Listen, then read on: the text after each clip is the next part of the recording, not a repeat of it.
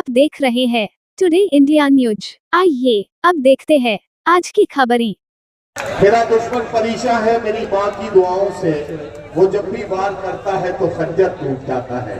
हजरत गिरामी महशर आफरीदी साहब के खूबसूरत कलाम ने इस मुशायरे को कामयाबी की बुलंदियों तक पहुंचा दिया।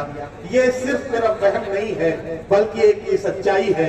कितने लोग ऐसे हैं जो इस मुशायरे को ये मानते हैं कि कारवाने अदब की ये जो कोशिश और काबिश है मुशायरे की शक्ल में, इसे कामयाब कितने लोग मानते हैं। जरा तालियों की गूंज में कारवाने अदब के जिम्मेदारों को इस बात का यकीन दिलाएं। आपके बालापुर शहर के न्यूज चैनल के संपादक डॉक्टर शेख चांद, जो टुडे इंडिया न्यूज के नाम से चैनल है उनका, हिस्ट्री चैनल इतिहास की गूंज, जो आपको हर पल की खबर देते हैं, दानिश साहब की तरफ से ये इत्तला मेरे पास आई, तो मैं आपके चैनल को भी मुबारकबाद पेश करता हूं कि जिन्होंने बड़ी जिम्मेदारी के साथ सच्चाइयों को आईना दिखाने की जिम्मेदारी निभाई है। से घिरा हुआ है हमारा देश भारत, तीन तरफ से समंदरों से घिरा है।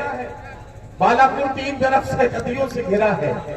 ये इस तरह से नदियों का संगम बालापुर में है कि यहाँ मोहब्बत का जो संगम होता हुआ नजर आता है। यहाँ के चेहरों पर जो चमक है, आप सबको मैं ये चंद मिसरे नजर करना चाहता हूँ। तुम्हारे शहर का मौसम बड़ा सुहाना लगे,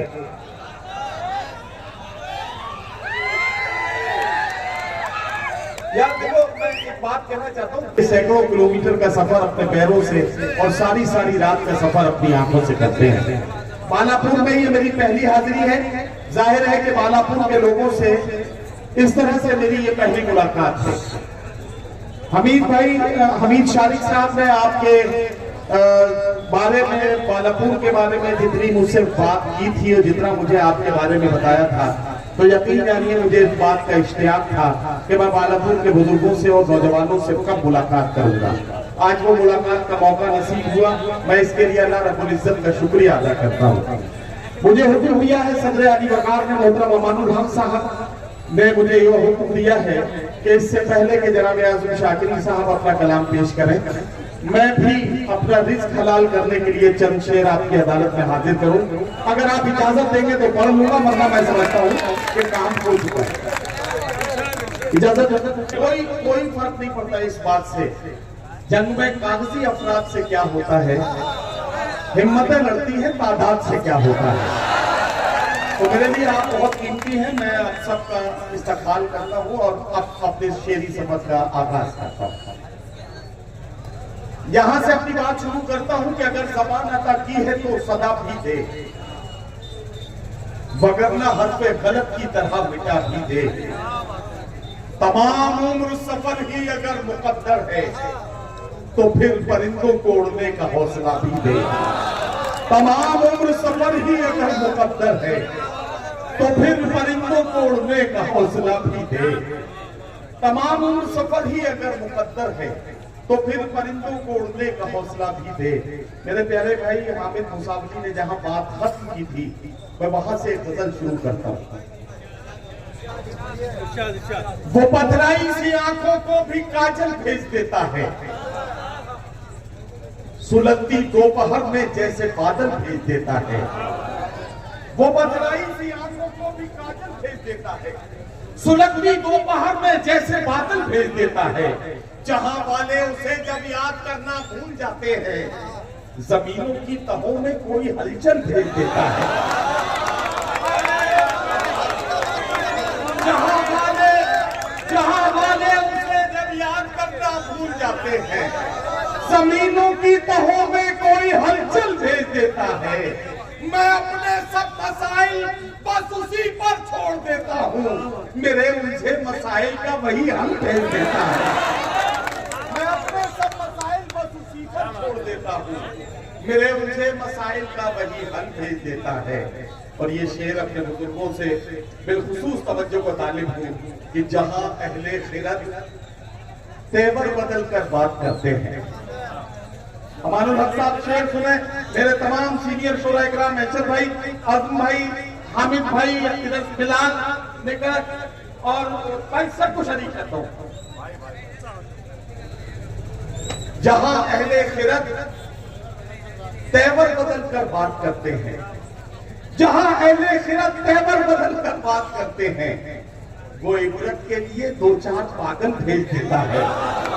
वो इबरत के लिए दो चार पागल भेज देता है।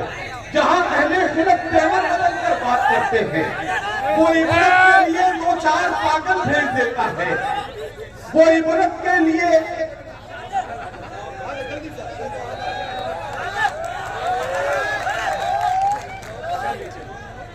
मैं थोड़ी देर इससे पहले रखता हूँ इसलिए कि ताकि कोई दूसरा ना आए, जब वो देखेगा जगह खाली नहीं है तो वो नहीं आए, ठीक है। और पूरे मालापुर की तरफ से ये माला मैंने कबूल की है, बस मुझे थोड़ा सा वक्त दे दीजिए, मैं आपकी कुछ खिदमत करता हूँ। वो इबरत के लिए दो चार पागल भेज देता है। हमारे आज की जब कोशिशें नाकाम होती हैं, हमें वो एक और उम्मीद का कल भेज देता है। हमारे आज की जब कोशिशें नाकाम होती हैं, हमें वो एक और उम्मीद का कल भेज देता है।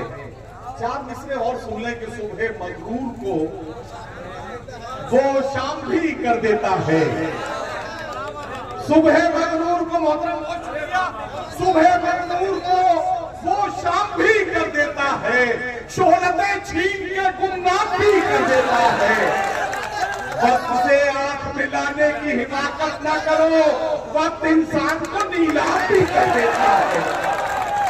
वक्त से आंख मिलाने की हिमाकत ना करो, वक्त इंसान को नीलाम भी कर देता है। वक्त इंसान को नीलाम भी कर देता है। चार मिसरे और सुने कि मुआफी मांग के एहसान करने वाला है। इन चार मिसरों में आपको एक तस्वीर नजर आएगी, एक चेहरा नजर आएगा। और शायरी में अपनी करोड़ों की शायरी में किसी दो कौड़ी का नाम लेके शायरी को कमजोर या बदनाम करने से बेहतर है कि बगैर नाम लिए शेर सुनाया जाए और आपकी दुआएं हासिल की जाए। मुआफी मांग के एहसान करने वाला है, वो सारे मुल्क को हैरान करने वाला है।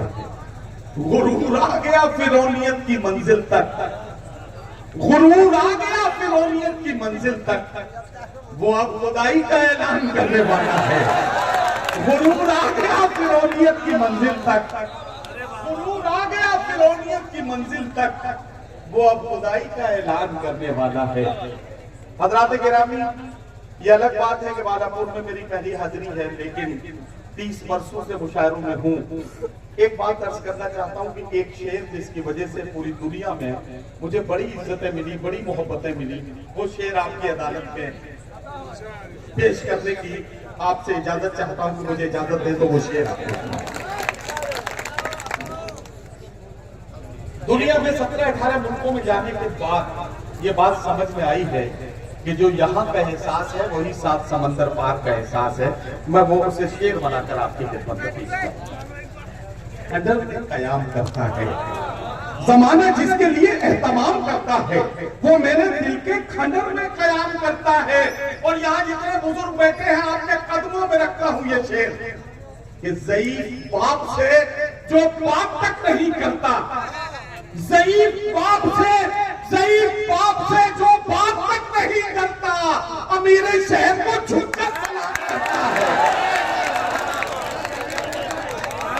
ज़ईफ बाप से जो बात तक नहीं करता, ज़ईफ बाप से जो बात तक नहीं करता, अमीर शहर को झुककर सलाम करता है। अमीर शहर को झुककर सलाम करता है। इजाजत है तो एक गजल पढ़ूं और उसके बाद आपकी मतलब अर्ज करता हूं कि कुछ इस तरह से जमाने पे छाना चाहता है, वो आफ्ताब से पहले बिठाना चाहता है। कुछ इस तरह से जमाने पे छाना चाहता है, वो आफ्ताब पे पहले बिठाना चाहता है।